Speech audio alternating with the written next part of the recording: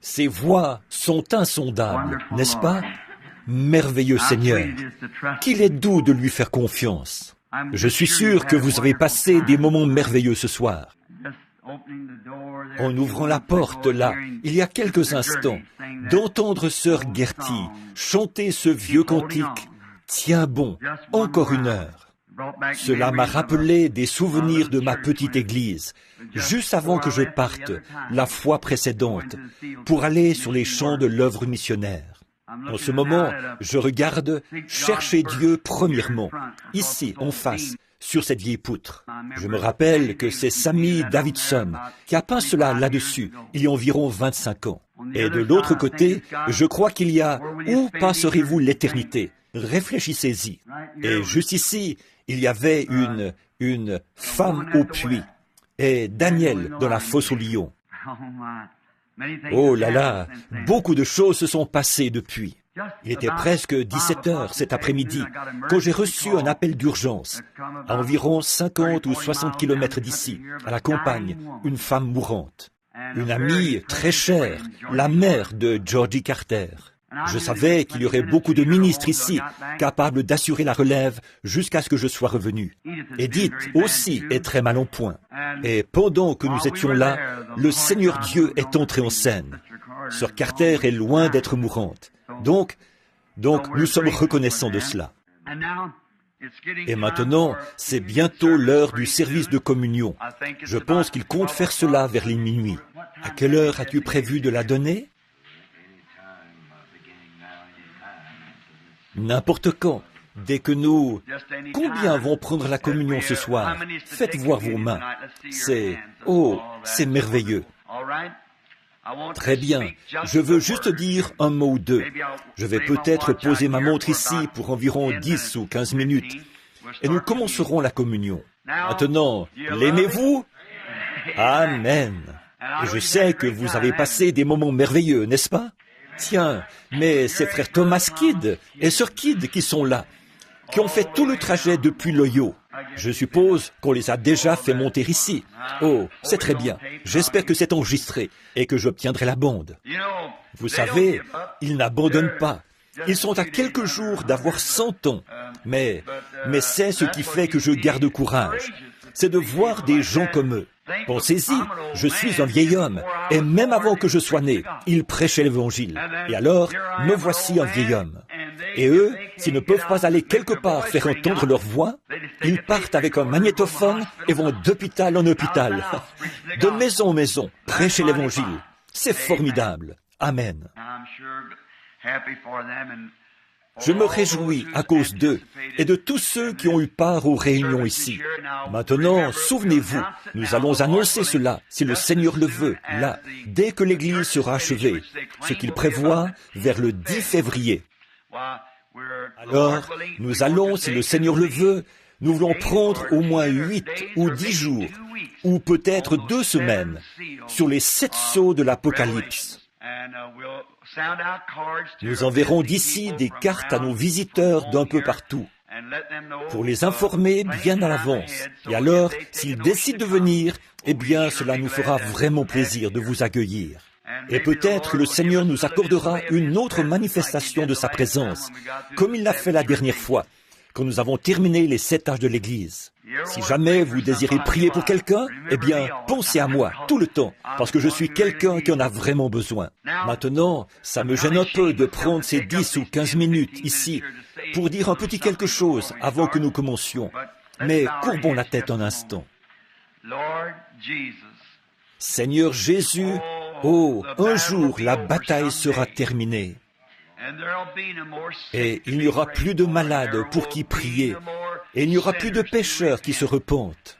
Mais Père, pendant que ce jour est ce qu'il est, donne-nous de travailler pendant que nous avons de la lumière, pour nous permettre de travailler, car l'heure vient où personne ne pourra travailler. Maintenant, je prendrai seulement quelques instants, Seigneur, sinon je m'en voudrais de terminer l'année sans avoir dit encore quelques mots. Aide-moi, Père, je te prie, à dire quelque chose qui sèmera du courage dans le cœur de ton peuple. Alors, nous pourrons partir d'ici ce soir, après avoir pris la communion, et nous savons qu'il y a de la force dans la communion. Israël a pris la communion d'abord, là-bas, en Égypte. Ils ont marché pendant 40 ans, sans que leurs souliers s'usent ou que leurs vêtements s'éliment. Et sur 2,5 millions de personnes, il n'y en avait pas un seul d'entre eux qui était faible quand ils sont sortis du désert. Seigneur, fais que nous nous rappelions cela ce soir, comme nous approchons de cette grandeur. C'est au nom de Jésus que nous prions. Amen. Si je traitais du contexte que j'avais noté cet après-midi dans l'intention de l'aborder, nous serions encore ici à 5 heures du matin. Mais je veux lire juste une parole dans Éphésiens chapitre 6, verset 12, seulement quelques instants maintenant, pour puiser du courage. Car nous n'avons pas à lutter contre la chair et le sang, mais contre les dominations, contre les autorités, contre princes de ce monde de ténèbres, contre les esprits méchants dans les lieux célestes. Les esprits méchants dans les lieux célestes. Et j'aimerais tirer de cela, pendant 10 ou 15 minutes, un petit contexte, ou plutôt un petit texte, que je désire intituler « Le combat ». Un combat est une épreuve de force. Et nous, ce par quoi on teste les forces. Autrefois, les Indiens faisaient un feu et ils mettaient un certain nombre d'hommes à ce bout-ci de la corde et un certain nombre à ce bout-là. Et le tir à la corde, le test de force, avait pour but de tirer l'équipe perdante pour les faire passer à travers le feu. Maintenant, nous savons qu'il y a beaucoup de choses qui pourraient nous servir à développer pendant quelques instants ce sujet du combat. Mais je désire utiliser ces minutes pour parler brièvement du plus grand combat qui existe, celui qui se livre entre l'Église et Satan. Cette grande force de Satan. Et nous désirons parler de la grande force de Dieu dans son Église. Maintenant, ce grand combat se poursuit depuis bien des années. Il a commencé au ciel, d'où Satan a été précipité sur la terre et est alors devenu ennemi du peuple de Dieu.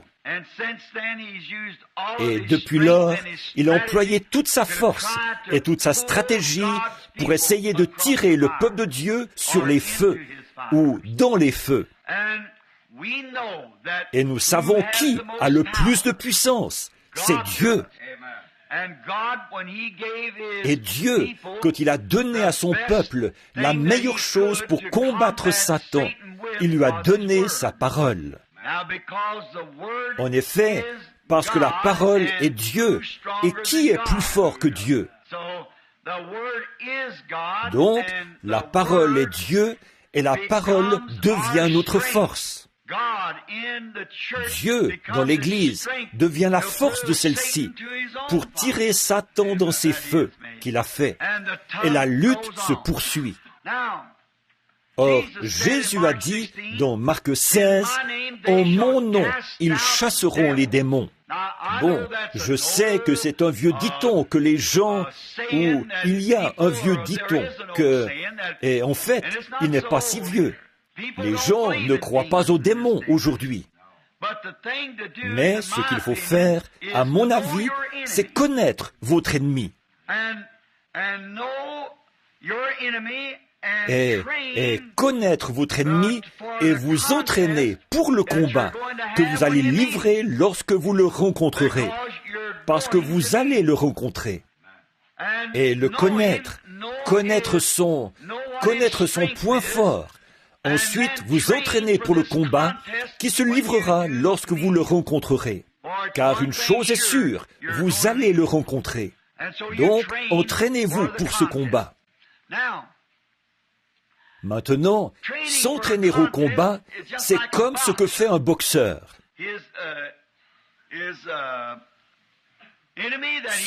Son ennemi qu'il va affronter là-bas dans un combat, un match.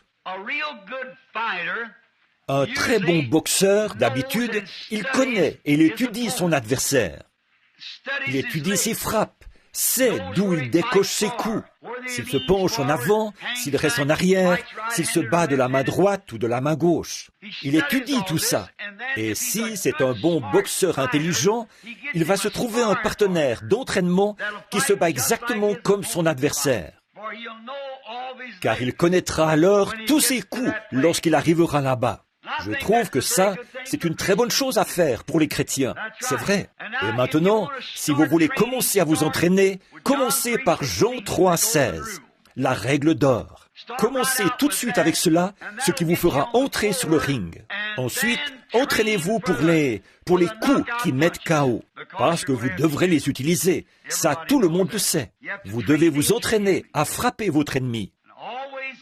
Et Dieu utilise toujours sa parole. Nous devons nous rappeler que Dieu utilise sa parole pour vaincre son ennemi. Si Dieu avait pu envisager ou donner à son peuple quelque chose de mieux avec quoi vaincre l'ennemi, il l'aurait fait. Donc, comme je l'ai toujours dit, quand Dieu prend une décision, c'est la meilleure qui soit.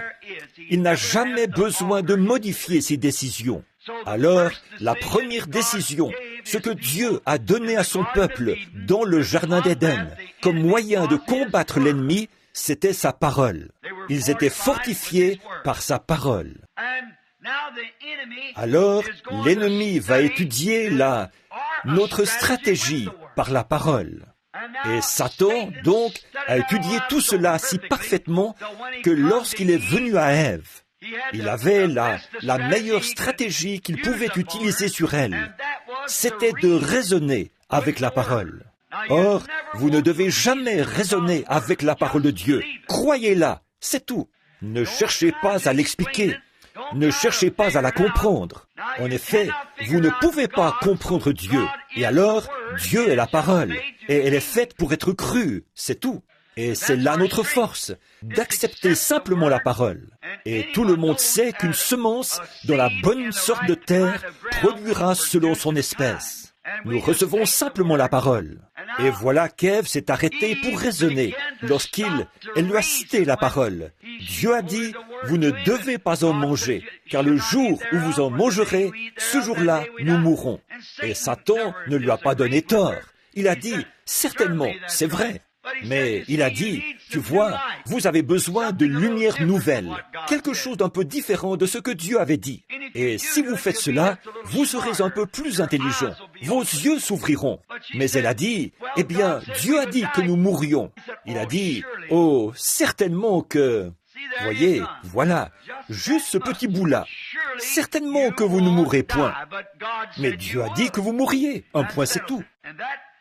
Et voilà ce qui a causé la cassure de ce grand tir à la corde et qui a précipité toute la race humaine dans la mort. C'est parce qu'Ève a écouté un raisonnement qui s'opposait à la parole de Dieu. Et c'est dommage qu'elle ait fait ça, mais c'est fait. Maintenant, par contre, nous sommes encore fortifiés, car le maillon a été refait en Jésus-Christ. Nous le savons. Dieu nous a donné notre meilleur moyen de défense, de se fier simplement à sa parole. Vous savez, et bien des gens aujourd'hui disent que le diable n'existe pas. Ils croient que ce n'est qu'une pensée, tout simplement. C'est ce qu'ils croient. Et il y a des gens qui croient que le Saint-Esprit est une bonne pensée et que le diable est une mauvaise pensée. Mais si vous remarquez, quand la Bible parle du Saint-Esprit, il a dit, quand il sera venu, lui, le Saint-Esprit, et lui est un pronom personnel, voyez? Donc lui, il est une personne, et le diable est une personne, et les démons sont des personnes. Oui, ce sont des démons, et ils se présentent de bien des manières. Mais on pense que ça, c'est une conception vieillotte. Un homme discutait avec moi, ici, il y a quelques semaines. Il disait, « Vous savez ce que vous faites? Vous disposez simplement l'esprit des gens à penser une certaine chose. Quand vous leur dites cette chose-là, c'est simplement un changement de pensée. » J'ai eu à faire face à la même chose en Inde, une fois. Les saints hommes de là-bas, où nous avons eu, je crois, l'assistance la plus nombreuse à laquelle j'ai jamais prêché, lors d'une seule réunion, 1/2 million de personnes. Et j'ai capté cela par le discernement de l'esprit. Ils voyaient le Saint-Esprit désigner des gens, les désigner dans l'assistance et dire différentes choses. Et je captais leurs pensées, les rajas et les saints hommes. Ils disaient, il lit dans leurs pensées. Alors, au bout de quelques instants, environ 5 ou 6 personnes étaient passées dans la ligne de prière. Et un aveugle est venu. Il était complètement aveugle. Ses yeux étaient aussi blancs que ma chemise. Et j'ai dit, maintenant, voici un aveugle. Tout le monde peut voir qu'il est aveugle. Et j'ai dit, si je pouvais l'aider, je le ferais. Mais le seul moyen pour moi de le faire, ce serait par un don, peut-être en signalant quelque chose qu'il a fait. Ce qui donnerait à penser que si Dieu sait ce qu'il a fait, il sait certainement ce qu'il va faire. Alors j'ai dit, maintenant je le regarde. J'ai dit, c'est un adorateur du soleil. Il est aveugle depuis 20 ans. Et lorsque l'interprète le lui a dit, c'était exact. J'ai dit, c'est un homme marié. Sa femme est plutôt petite. Et il a 2 fils, l'un d'environ 7 ans et l'autre de 9 ans. C'était tout à fait exact. J'ai dit leur nom, comment ils s'appelaient. Puis, de l'assistance, de l'enceinte où se trouvaient les gens, c'est venu comme une vague. C'est mental, c'est quelque chose comme de la lecture télépathique de pensée. Alors j'ai pensé, Seigneur, si tu veux bien me venir en aide, j'ai besoin de ton aide, Seigneur. Ces gens essayent d'assimiler cela à de la télépathie. Ce n'en est pas, et tu le sais, Seigneur. Pourtant, je leur avais donné le passage de l'Écriture, celui où Jésus a dit qu'il ne faisait rien sans que le Père le lui ait d'abord montré. Puis, en me retournant pour regarder cet homme de nouveau, je l'ai vu, juste au-dessus, là, en vision. Il avait d'aussi bons yeux que les miens. Je me suis dit, c'est maintenant le moment. J'ai dit, cet homme est un adorateur du soleil. Voilà. Et il est devenu aveugle. Et j'ai dit, maintenant, là, il y a les prêtres mahométans, et il y a les prêtres des Sikhs, des Jains et des différents types de religions, de Bouddha. Et cet homme désire recouvrer la vue. Or, vous direz qu'il a adoré la création au lieu du Créateur. Je le crois aussi, mais nous voici ici ce soir. J'ai dit, et aujourd'hui, on m'a reçu dans le temple des Jains, où 17 religions étaient présentes pour m'interroger. Et toutes, elles sont contre Christ. Toutes. Et j'ai dit, alors, et bon nombre d'entre vous, messieurs, vous y étiez. Maintenant, si Christ, c'est une fausseté, alors cet homme désire être dans le vrai. Et certainement que le Dieu de la création, qui a fait le monde, sera le seul à pouvoir lui rendre la vue. Cela va de soi. Et j'ai dit, maintenant, si n'importe lequel d'entre vous, le mahométisme étant la religion principale ici, si le prêtre mahométan vient lui rendre la vue, alors je me ferai disciple du mahométisme. Ou si le prêtre bouddhiste vient lui rendre la vue. Mais que le Dieu qui l'a créé, le Dieu, il y a quelque part quelqu'un qui est Dieu, forcément, puisqu'on ne peut pas avoir une création sans qu'il y ait un créateur. Et il faudra un créateur pour créer la vue dans ses yeux. Voilà 20 ans qu'il est aveugle pour avoir regardé le soleil. Il pensait qu'il irait au ciel s'il le faisait. Cet homme a fait cela par ignorance. J'ai dit, qu'est-ce que vous, les prêtres bouddhistes, vous feriez? Vous changeriez seulement sa façon de penser. Vous diriez qu'il a eu tort. Eux, ils adorent leurs ancêtres morts. Et j'ai dit, bon, vous seriez d'avis vous diriez qu'il a eu tort. Mais qu'est-ce que vous feriez? Vous changeriez sa façon de penser. Et j'ai dit, qu'est-ce que les mahométans feraient? Ils changeraient sa façon de penser. Les Sikhs, les Jains, et ainsi de suite. Ils changent la façon de penser des gens. J'ai dit, nous avons la même chose aux États-Unis. Tous les méthodistes veulent amener tous les baptistes à devenir méthodistes. Et les pentecôtistes veulent faire de tous les méthodistes des pentecôtistes. C'est un changement de pensée. Mais ce n'est pas de ça que nous parlons. Nous parlons de Dieu, le Créateur. Et j'ai dit, sûrement que le Créateur parlera. Or, je n'aurais pas dit ça s'il n'y avait pas eu cette vision, en aucun cas. Alors j'ai dit, maintenant lui, s'il vient lui rendre la vue, qu'il soit Dieu. Et j'ai dit, maintenant je mets au défi tout prêtre, ou raja, ou saint homme, ou quoi que ce soit. Venez lui rendre la vue, et j'adopterai votre philosophie. Vous aurez fait un converti. C'était le groupe de gens le plus silencieux que j'ai jamais entendu. Voyez, personne n'a bougé. Et j'ai dit, pourquoi êtes-vous si silencieux? J'ai dit, la raison pour laquelle vous l'êtes, c'est parce que vous ne pouvez pas le faire. Et moi non plus, je ne peux pas. Mais le Dieu du ciel, qui a ressuscité son Fils Jésus-Christ, dont nous sommes le serviteur, vient de me montrer en vision que cet homme va recouvrer la vue. Voyez? J'ai dit, maintenant, s'il n'en est pas ainsi, alors faites-moi expulser de l'Inde. Mais s'il en est ainsi, chacun de vous se doit de donner sa vie à Jésus-Christ. Je voudrais vous demander ceci. Combien ici donneront leur vie à Christ si cet aveugle recouvre la vue? Vous voyez vos prêtres. Personne n'est monté ici. Pourquoi ne viennent-ils pas alors qu'ils vous ont dit que leur religion est si grande et si importante? Pourquoi quelqu'un ne vient-il pas dire quelque chose?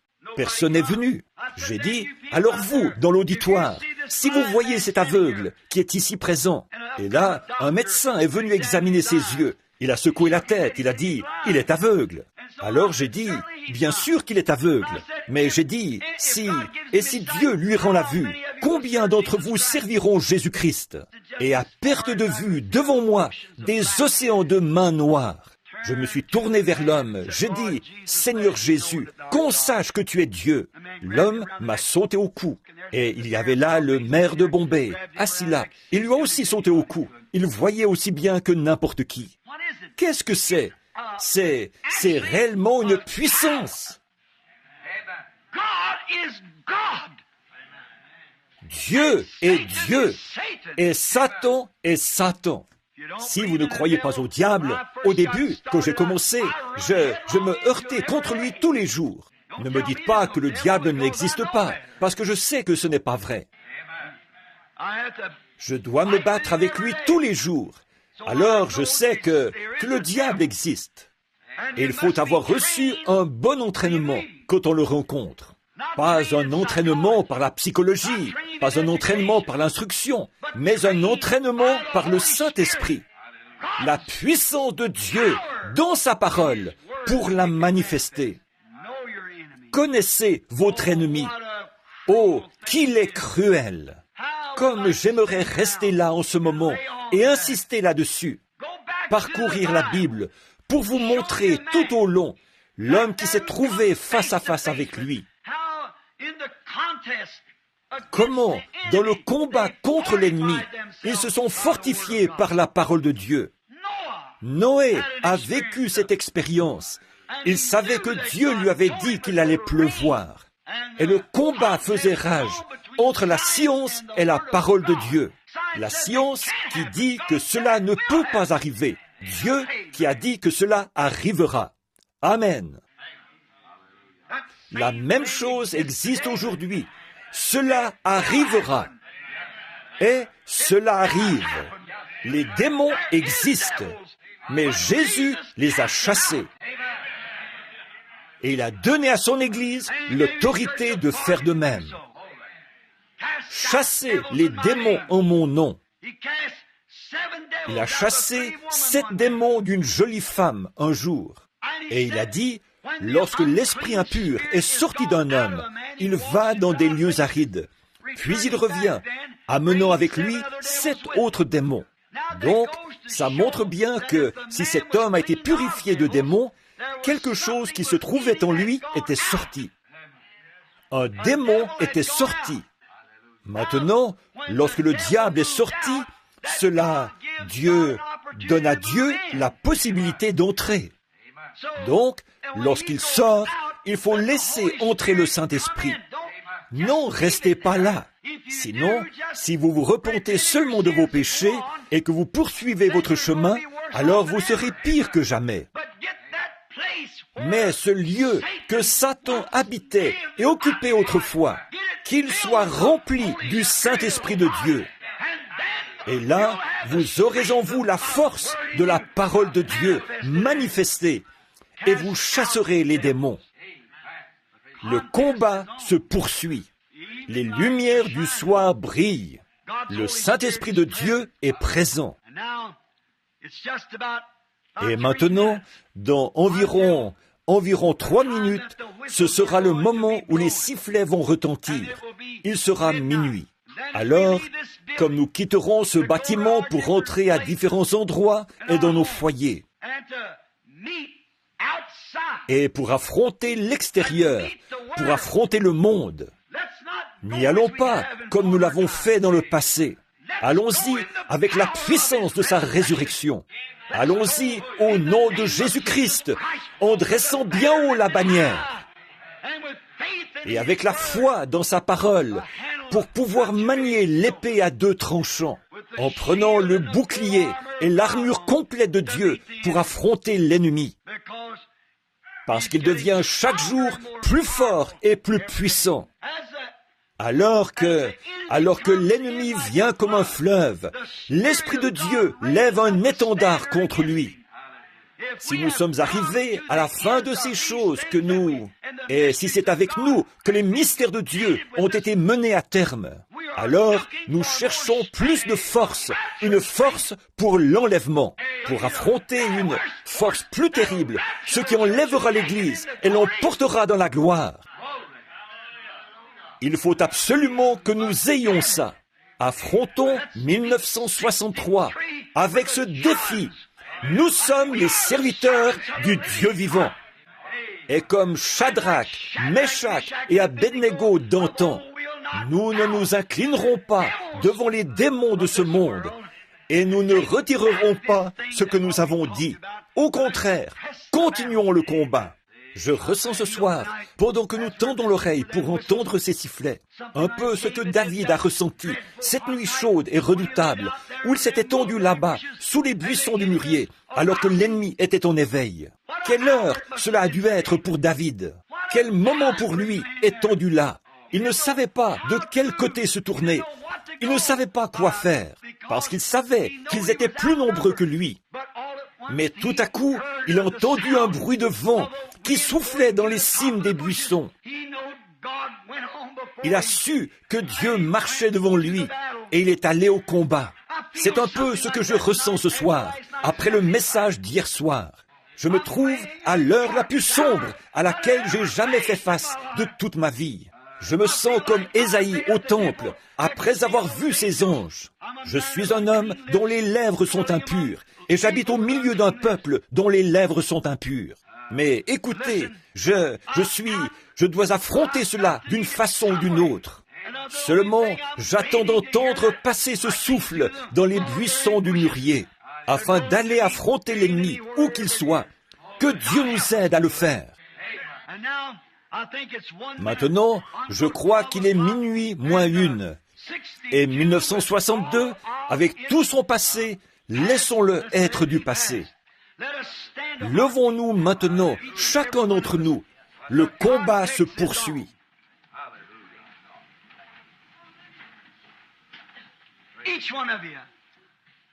Chacun de vous, Paul a dit, oublions les choses qui sont du passé, toutes nos erreurs de l'année dernière. Je cours vers le but de la vocation céleste. Toutes les erreurs que j'ai faites pendant ces années passées, pardonnez-les-moi. Oh Dieu, pardonne-moi. Église, pardonnez-moi. Et le ministère que j'ai l'impression de ne pas avoir rempli convenablement. Oh Dieu, pardonne-moi cela. Église, pardonnez-moi mes erreurs. Et je courais vers le but de la vocation céleste en Jésus-Christ. Ce que demain nous réserve, je n'en sais rien, mais je sais qui tient 1963 dans sa main. Maintenant, levons nos mains vers Dieu et prions chacun à notre façon, en faisant nos confessions et en demandant à Dieu de nous aider pendant l'année qui vient. Père Céleste, comme nous sommes debout ici et que dans nos cœurs, beaucoup de pensées sont en train de s'éteindre et les erreurs de l'année dernière, comme nous approchons de la mort de 1962 et de la naissance de 1963. Ô Dieu, fais que nous ayons gravi un échelon de plus sur l'échelle, afin que nous puissions alors voir Jésus et son programme. Que tous ceux qui sont ici, Seigneur, en prière, pendant que la vieille année s'éteint et que la nouvelle naissance de cette nouvelle année arrive, puisse le péché et l'incrédulité du vieil homme s'éteindre dans nos cœurs et la nouvelle naissance y entrer avec l'année 1963 comme un vent impétueux qui remplira nos êtres et fera de nous de nouvelles créatures en Christ. Fais de nous de bons serviteurs. Pardonne notre passé, bénis notre avenir. Guide-nous, ô Seigneur Dieu, par ta main puissante, Jéhovah. Bénis les ministres qui sont ici, bénis tous les laïcs, tous les visiteurs.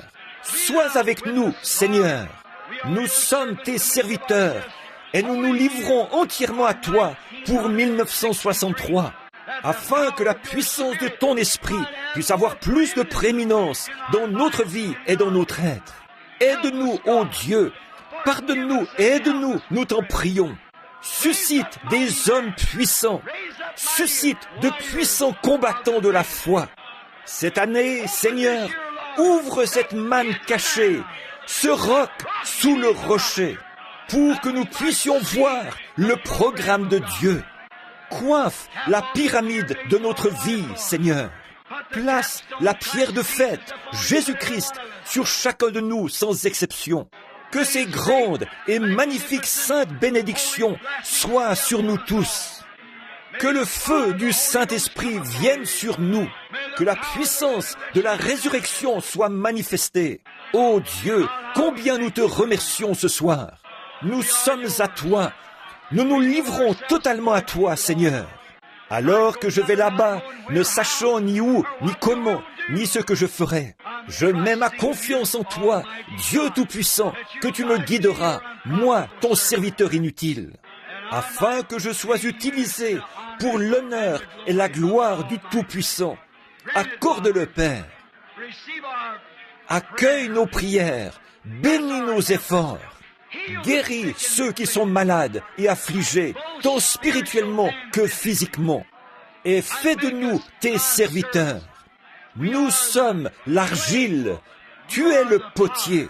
Façonne chacun de nous à ta manière, pour que nous puissions former ensemble un solide assemblage avec Jésus-Christ comme membre de son corps. Car nous le demandons au nom de Jésus, à cause de lui et pour la cause de l'Évangile.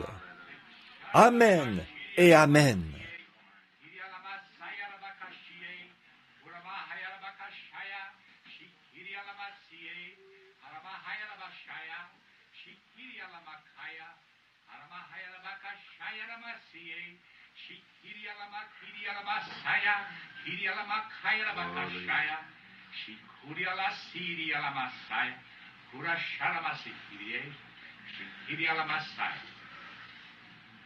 My people, I would say unto thee that I am the one and only God, and beside me there is none other.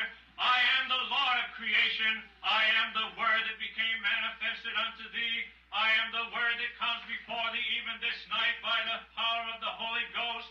Did I not say that I would come in like manner? Have I not fulfilled my word, every dot and every line?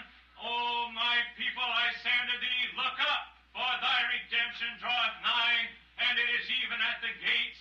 I say unto thee that if thou shalt continue to humble thyself and not lean unto thine own understanding, but follow me, that thou shalt truly be found in favor in my sight. I say unto thee that thou hast seen my glory before thee, and thou shalt continue to see my glory, if thou shalt remain in the truth as thou hast heard it. I say unto thee that many strange things may happen in the days to come. May thy word be established in thy hearts.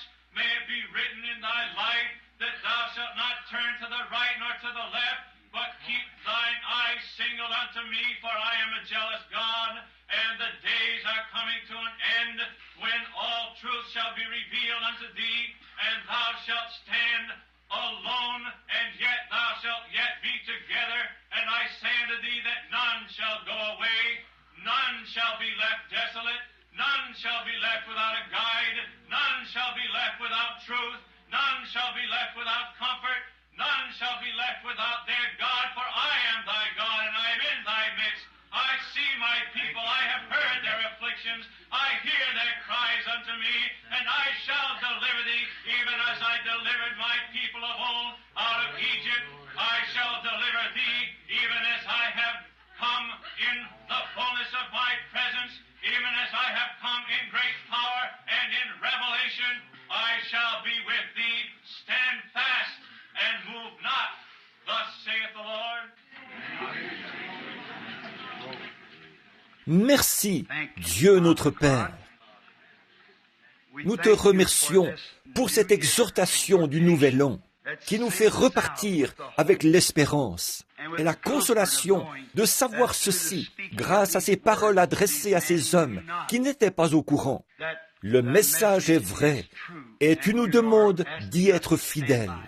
Nous ferons tout ce que nous pouvons, Seigneur, pour t'être fidèles à toi et à ta parole. Accueille-nous au nom de celui qui nous a enseigné à tous que nous devons prier comme ceci.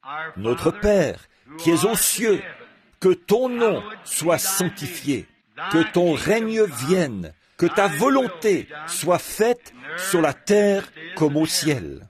Donne-nous aujourd'hui notre pain quotidien.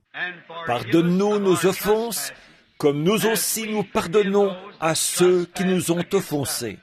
Ne nous induis pas en tentation, mais délivre-nous du mal. Car c'est à toi qu'appartiennent, dans tous les siècles, le règne, la puissance et la gloire. Amen. Que le Seigneur vous bénisse et vous garde. Maintenant, ceux qui doivent rentrer chez eux, c'est maintenant 5 minutes après l'heure. C'est 5 minutes en 1963. Alors, que Dieu vous bénisse. Et vous qui désirez rester pour la communion, vous êtes vraiment les bienvenus. Nous serons heureux que vous vous joigniez à nous. Ce n'est pas une communion fermée, c'est pour tous les croyants qui sont en communion avec Christ. Vous êtes les bienvenus si vous voulez rester pour prendre la communion avec nous. Et la raison pour laquelle nous faisons cela, c'est parce que c'est la première chose à faire, car nous nous mettons en route. Et Israël, avant de se mettre en route, ils ont immolé l'agneau et mangé des herbes amères, et ils se sont mis en route. Et je me suis dit, comme c'est opportun ce soir, l'agneau a été immolé, il a été préparé, c'est la fête, et il est minuit. C'est à ce moment-là qu'ils l'ont mangé, vous savez, à minuit. Faisons de même. Vous qui désirez rester avec nous et vous préparer pour ce voyage qui est à venir, qui nous attend, nous serons heureux que vous vous joigniez à nous. Que Dieu vous bénisse. Et vous qui devez partir maintenant, vous pouvez rentrer chez vous et que Dieu soit avec vous jusqu'à ce que je vous revoie. Amen. Les autres, vous pouvez vous asseoir. Et là, nous commencerons la communion. La sœur va...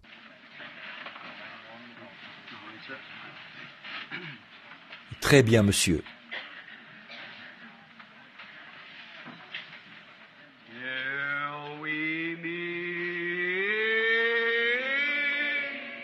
Jusqu'à ce que nous nous revoyions.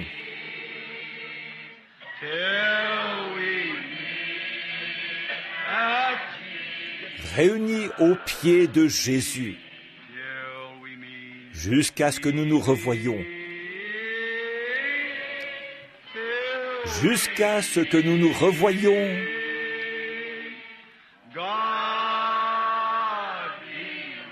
Dieu soit avec vous jusqu'à ce jour.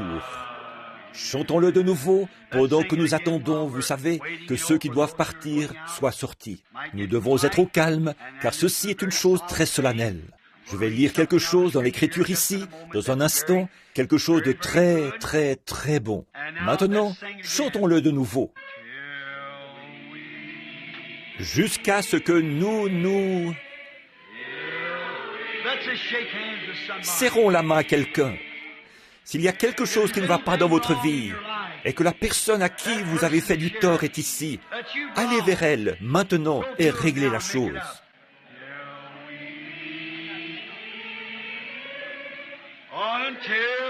Jusqu'à ce que nous nous revoyions. Dieu, est-ce que le pianiste peut venir au piano, s'il vous plaît?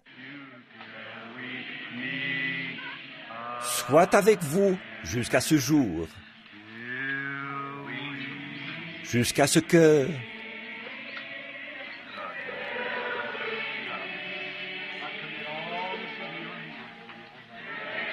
je remets tout ça entre tes mains, frère Neville.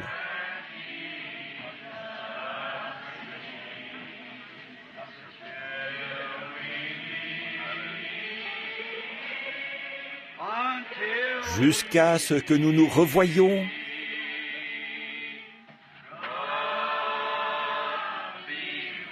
Dieu soit avec vous jusqu'à ce jour. Que Dieu vous bénisse, frère.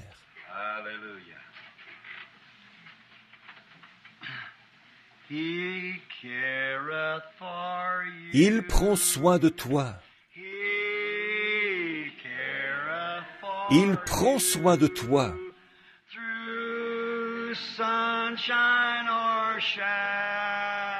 Dans la joie ou le chagrin,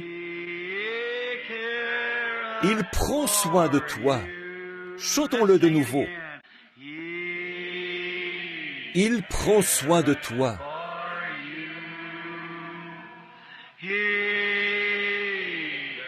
Il prend soin de toi.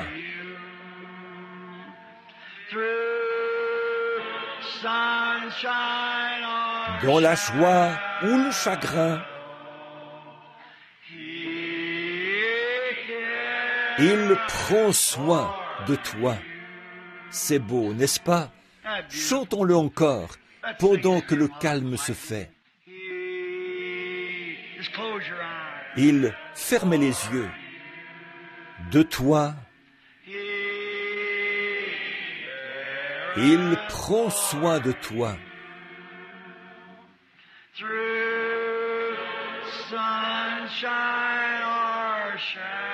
Dans la joie ou le chagrin, il prend soin de toi.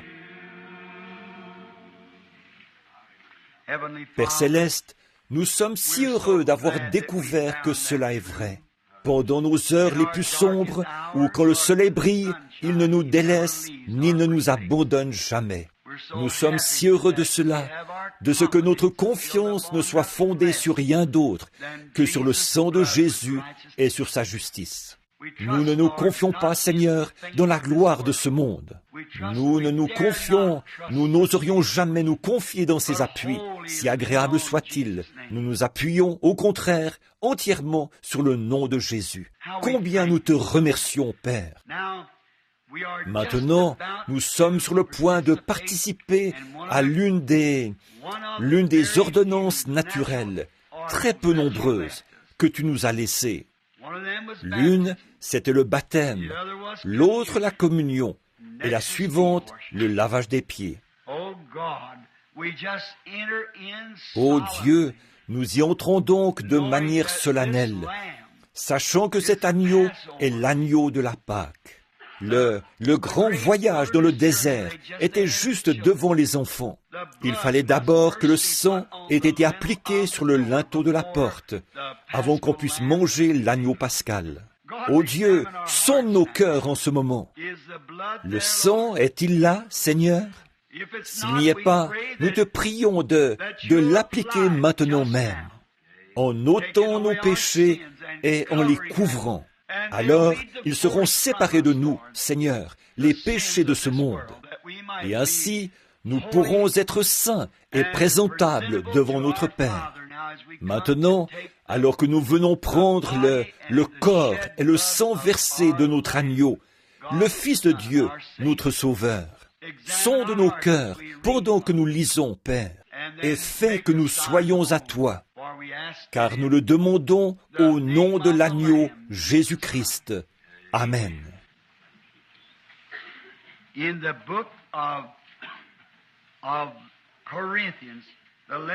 Dans l'Épître aux Corinthiens, au chapitre 11, je désire lire quelques versets. En commençant au verset 23, je lis ceci. C'est Paul qui parle à l'église de Corinthe. Car j'ai reçu du Seigneur ce que je vous ai enseigné, c'est que le Seigneur Jésus, la nuit où il fut livré, prit du pain.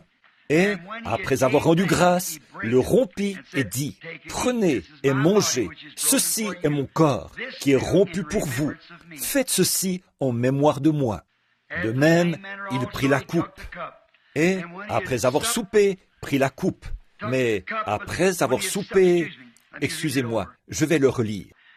De même, après avoir soupé, il prit la coupe et dit, « Cette coupe est la nouvelle alliance en mon sang. Faites ceci en mémoire, toutes les fois que vous en boirez en mémoire de moi. Car toutes les fois que vous mangez ce pain et que vous buvez cette coupe, vous annoncez la mort du Seigneur jusqu'à ce qu'il vienne. C'est pourquoi celui qui mangera le pain ou boira la coupe du Seigneur indignement sera coupable envers le corps et le sang du Seigneur. Que chacun donc s'éprouve soi-même, et qu'ainsi il mange du pain et boive de la coupe. Car celui qui mange et boit sans discerner le corps du Seigneur, mange et boit un jugement contre lui-même. C'est pour cela qu'il y a parmi vous beaucoup de malades et d'infirmes, qu'un grand nombre sont morts. Si nous nous jugions nous-mêmes, nous ne serions pas jugés. Mais quand nous sommes jugés, nous sommes châtiés par le Seigneur, afin que nous ne soyons pas condamnés avec le monde. Ainsi, mes frères, lorsque vous vous réunissez pour le repas, attendez-vous les uns les autres. Si quelqu'un a faim, qu'il mange chez lui, afin que vous ne vous réunissiez pas pour attirer un jugement sur vous. Je réglerai les autres choses quand je serai arrivé. Quand je pense à ceci, ce moment des plus solennels, il est aussi écrit que lorsque cette communion était donnée pour la première fois et le lavage des pieds, que nous devrons omettre ce soir, parce que nous n'avons pas d'eau. L'eau est complètement coupée. Nous n'avons même pas pu utiliser les toilettes ce soir, parce qu'ils ont juste fait des raccords du mieux qu'ils ont pu pour que nous puissions avoir cette réunion ce soir. Mais nous ferons comme eux avaient fait. Il est dit, je crois que c'est Luc qui l'a déclaré, après avoir chanté un cantique, ils partirent. Mais savez-vous ce que ceci représente? Savez-vous, au commencement, lorsque cette ordonnance a été donnée pour la première fois en Israël, là-bas, en Égypte, ils étaient en route vers le pays promis. Et c'est ce que nous ressentons ce soir, que nous sommes en route vers le pays promis. Et le voyage est devant nous. Et ils avaient un signe lorsque l'ange de la mort passait. Il fallait qu'il y ait du sang sur la porte, sans quoi le fils aîné ou l'enfant aîné mourrait dans la maison. L'idée de cela et le véritable sens, c'était qu'il faut d'abord appliquer le sang. Avez-vous remarqué comment Paul a établi cela ici? Si quelqu'un mange indignement, sans discerner le corps du Seigneur, il mange et boit un jugement contre lui-même, ce qui signifie la même chose. C'est-à-dire que la mort spirituelle, pèse sur la personne qui prend la Sainte Seine indignement. Celui qui va boire, qui se conduit mal, qui vit comme le monde et qui vient ensuite à la table du Seigneur. Nous ne devons pas faire ça. Maintenant, purifions nos cœurs et purifions nos mains et nos esprits de pensées mauvaises, pour que nous puissions venir à la table du Seigneur avec respect et sainteté, en sachant que nous nous joignons nous-mêmes à notre sacrifice, Jésus-Christ, qui est notre seul salut. Et maintenant, ce soir, la manière dont nous procédons, c'est que l'un des anciens se tient là, frère Zabel. Et je pense, frère Zabel, ce soir, si tu veux bien appeler d'abord les gens qui sont sur l'estrade, pour que ces gens descendent de l'estrade et forment la première ligne ici, s'il te plaît. Maintenant, frère Zabel va vous diriger dans quelques instants dès que nous aurons demandé la bénédiction sur la communion.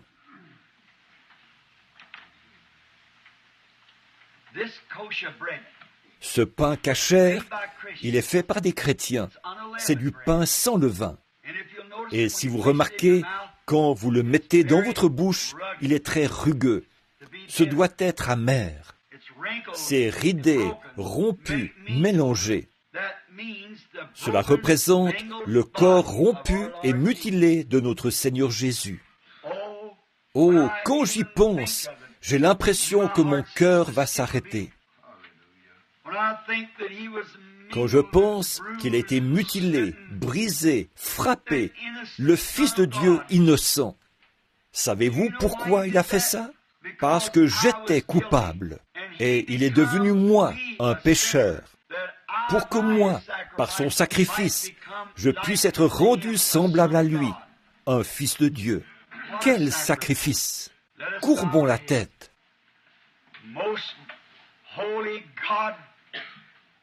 Dieu très saint, ce soir je tiens dans ce petit plat de métal ce pain qui représente le corps rompu, mutilé, brisé, frappé de notre Seigneur.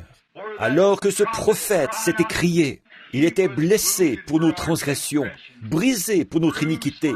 Le châtiment qui nous donne la paix est tombé sur lui. Et c'est par ses meurtrissures que nous avons été guéris. Oh, comme nous nous souvenons de cela, Seigneur, alors que je me rattache à ce sacrifice ce soir. Et cet auditoire aussi, Seigneur, à ce sacrifice. Puissions-nous nous souvenir de notre Seigneur, sa mort, sa flagellation et tout ce qu'il a enduré pour nous, comme nous mettons ce pain dans notre bouche. Ô Dieu, nous sommes des gens indignes. Nous ne sommes pas dignes d'une chose aussi sainte. Alors que ta sainteté, Seigneur, ta présence et ton sang purifient nos cœurs. Et en recevant cela, puissions-nous prendre une ferme décision dans nos esprits de le servir constamment, jour et nuit, tous les jours de notre vie. Maintenant, sanctifie ce pain pour l'usage auquel il est destiné. Nous le demandons au nom de Jésus. Amen.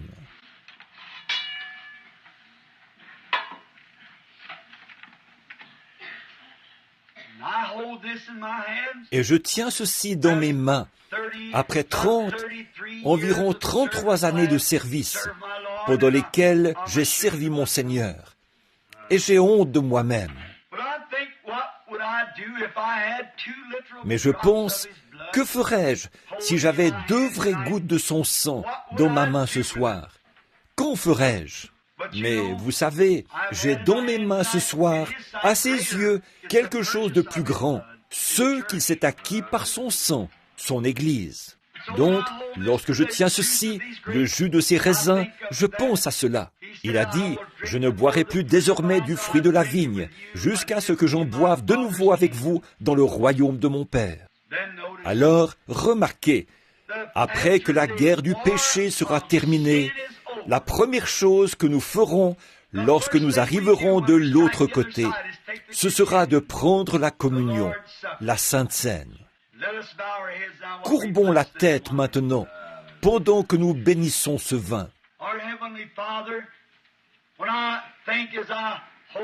Notre Père Céleste, quand je pense, en tenant ce vin ici, qui représente le sang de Jésus, que c'est par ce sang qui coule que mes péchés ont disparu. Ils sont mis dans la mer de l'oubli. On ne s'en souviendra plus jamais. Et par ce sang, un garçon qui se mourait un jour là-bas dans un hôpital, et tu m'as sauvé. Ô Dieu, combien je te remercie, Seigneur. Et puis, tu m'as confié la charge, par le Saint-Esprit, de conduire les gens au calvaire et de leur montrer le chemin de la maison. Merci, Père. Et maintenant, sanctifie ce vin pour l'usage auquel il est destiné. Et puisse chaque personne qui prendra part à ce sacrement ce soir recevoir la force spirituelle et physique pour le voyage qui est devant nous. Car nous le demandons au nom de Jésus. Amen.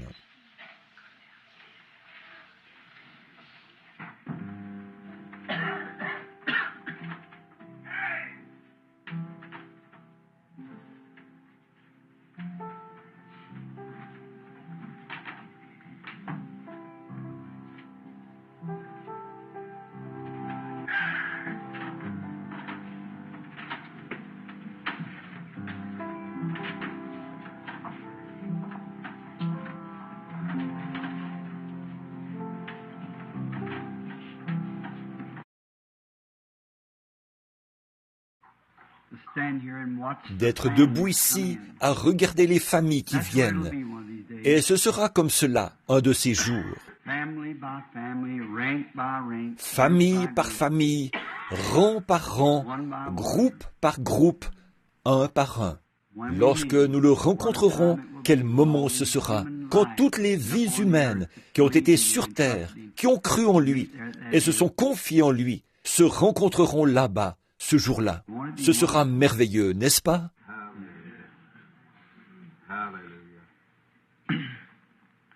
Nous devons omettre le lavage des pieds ce soir à cause de l'eau. Nous n'avons pas les installations qu'il faut en ce moment. Ce sera bientôt réparé, nous l'espérons. Les travaux avancent bien. On travaille avec rapidité pour préparer le nouveau tabernacle. Cependant, je trouve qu'il est quand même très opportun d'avoir la communion le premier jour de l'année comme ceci, à cette heure-ci. Maintenant, vous qui venez de l'extérieur de la ville, conduisez très prudemment demain en rentrant chez vous. Que Dieu soit avec vous. Et vous qui êtes d'ici, de la patrie, des environs, que Dieu soit avec vous et qu'il vous aide. Et maintenant, si le Seigneur le veut, là je dois partir pour la série de réunions que j'aurai prochainement en Arizona.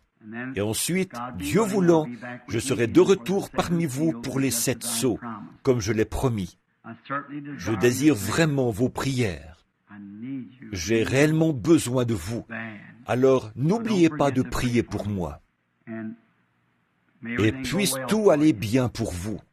Je suis vraiment reconnaissant de votre présence et de l'oreille attentive que vous avez prêtée à ce que j'ai dit, à l'Évangile. Je crois que nous sommes en train d'effectuer un changement maintenant. Et je vous remercie pour votre gentillesse. Beaucoup d'entre vous font de nombreux kilomètres en voiture pour venir entendre une personne toute simple comme moi essayer d'apporter la parole de Dieu.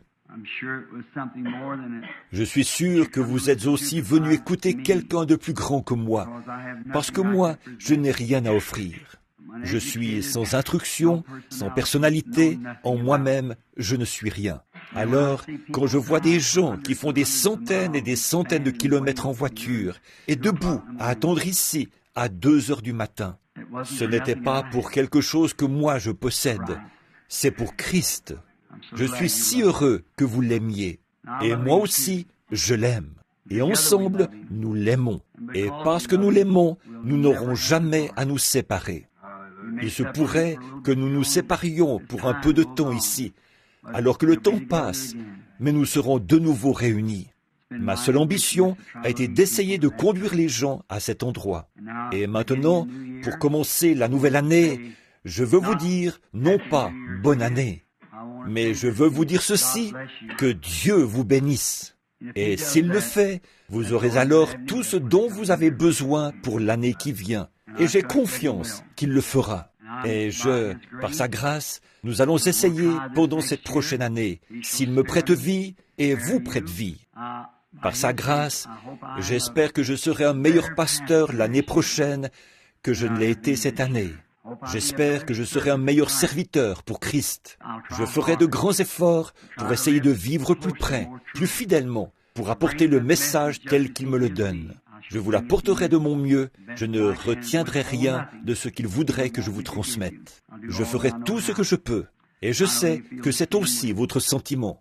Vous avez ce sentiment. Nous désirons tous travailler ensemble maintenant, car les lumières du soir sont vraiment en train de pâlir, et le soleil se couche, disparaîtra bientôt. La terre est en train de se refroidir. Nous le savons. Sur le plan spirituel, l'Église est en train de se refroidir et le réveil est terminé. Nous ne savons pas ce qui va arriver ensuite, mais nous ferons confiance à Dieu pour cela, quoi qu'il arrive. Et maintenant, comme parfois et je veux que vous vous rappeliez que le tabernacle ici a l'un des pasteurs les plus formidables du monde. Frère Orman Neville, un homme rempli de piété, un homme bon. Et en mon absence, Frère Neville assure la direction entière, comme si j'étais là. Les administrateurs, les diacres et tout doivent demeurer dans leurs fonctions comme ils le font. Et ceci est notre quartier général. C'est ici que nous sommes installés, ici même. Billy Paul ne sera pas avec moi là-bas, sauf pour la série de réunions. Il reviendra ici. Les affaires et tout continuent quand même à être gérées d'ici. Si je vais là-bas, cela ne signifie pas que je vous quitte. Je pars, vous comprenez, simplement par suite d'une vision. Je ne sais pas ce que cela signifie. J'ai confiance et je crois vraiment que ce sera pour l'avancement de toute l'Église. Et je sais que si nous suivons les directives du Seigneur, ce sera préférable pour nous tous. C'est tout ce que nous savons faire. Ce n'est pas facile pour moi. Je me souviens qu'une fois, dans le passé, j'ai dû m'éloigner de l'Église. Quelques-uns des vieux de la vieille, là, vous vous en souvenez. Je n'y arrivais pas. J'aime les gens. Quand j'étais un petit garçon, on ne m'aimait pas. Personne ne se souciait de moi quand j'étais gamin. Et moi, quand je trouvais quelqu'un qui m'aimait, je me disais que je mourrais volontiers pour lui. Et donc, parce que quelqu'un vous aime, quelqu'un se soucie. Une fois, je grimpais sur un poteau et mon crochet s'est détaché. Un vieux poteau de cèdre. Le nœud était tout en haut. Et je l'ai heurté avec mon éperon. J'ai fait un tour sur moi-même et je suis tombé d'environ 4 ou 5 mètres. Et je me suis accroché à l'aide de mes bras.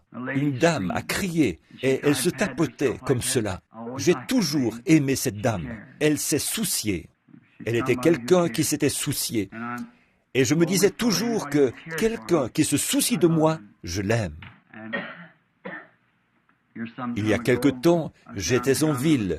Je pensais aux jours d'autrefois et à ce que Dieu a fait pour moi, et je l'apprécie réellement. Et je vous remercie pour votre amour et pour votre fraternité. Jamais je ne chercherai à vous conduire dans une mauvaise direction. Ce sera toujours dans la bonne voie pour autant que je sache. Et vous m'en êtes témoin, je n'ai jamais rien dit au sujet de moi-même. Cela a toujours été Jésus-Christ. Voyez ? J'ai essayé de demeurer dans sa parole aussi étroitement que je le pouvais pour vous conduire et vous guider vers cet endroit. Et je vous remets maintenant entre les mains de Frère Neville. D'abord, entre les mains de Dieu et ensuite aux bons soins de Frère Neville, afin qu'il soit le berger de l'Église et qu'il veille sur l'héritage jusqu'à ce que je puisse faire cette série de réunions et revenir vers vous, confiant qu'à ce moment-là, je pourrai vous apporter une grande révélation de la part de Dieu qui réjouira chaque cœur et glorifiera l'Église de Dieu. Nous avons l'habitude de prendre la communion. Je ne veux pas en dire plus long, vous savez ce que je ressens. Et je pense que le cantique que nous devrions chanter maintenant, c'est « Ma foi regarde à toi, toi, agneau du calvaire ». Et pendant que nous nous levons pour le chanter, serrons-nous la main les uns les autres et disons « Que Dieu vous bénisse ».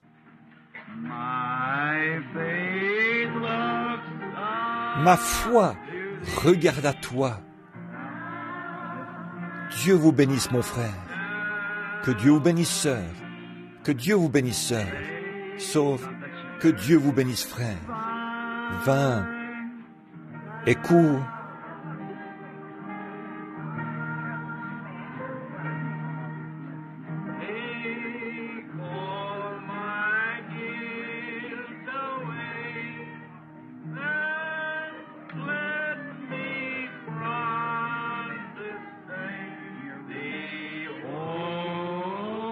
Entier à toi. Maintenant, levons les mains vers lui. Ma foi regarde à toi. Toi, agneau du calvaire.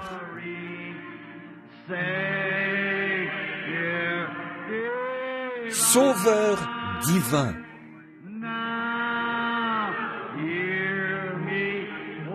Écoute ma prière.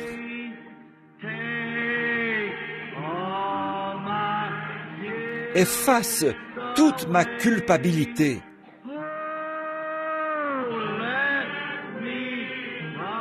Que je sois dès ce jour entier à toi,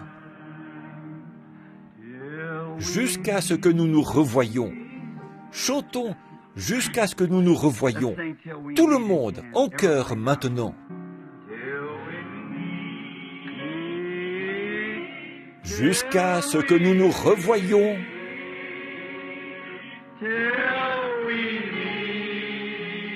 Réunis aux pieds de Jésus.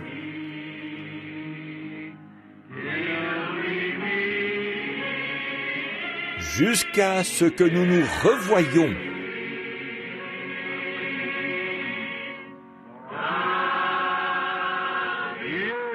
Soit avec vous jusqu'à ce jour.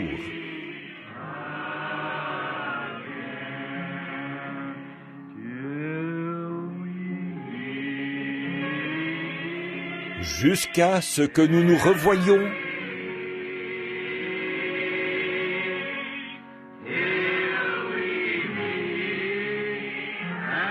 Réunis aux pieds de Jésus. Jusqu'à ce que nous nous revoyions.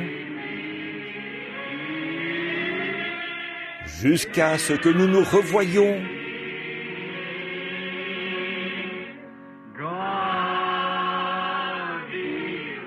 Dieu soit avec vous jusqu'à ce jour. Maintenant, courbons la tête.